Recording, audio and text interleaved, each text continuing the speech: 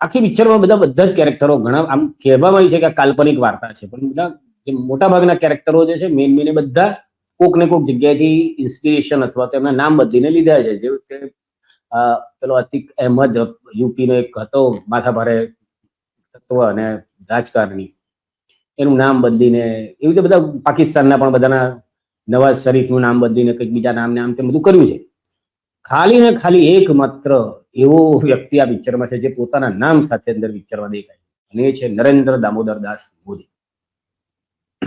એમનું નામ સુરેન્દર, વિરેન્દર, દરેન્દર, સરેન્દર એવું કશું નથી કર્યું. એમનું નામ નરેન્દ્ર મોદી.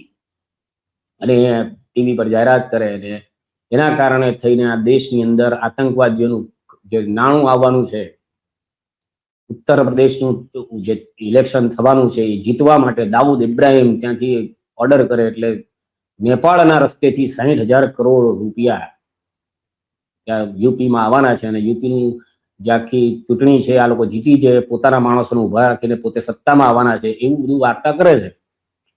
પણ આપણે જે ભારતની ઇકોનોમી સામે જોઈએ તો 60,000 કરોડ રૂપિયા એટલે છે ને ચણા મમરા જેવા કહેવાય. જ્યારે આપણે 140 કરોડ દેશને આખી વાત કરીએ ને ત્યારે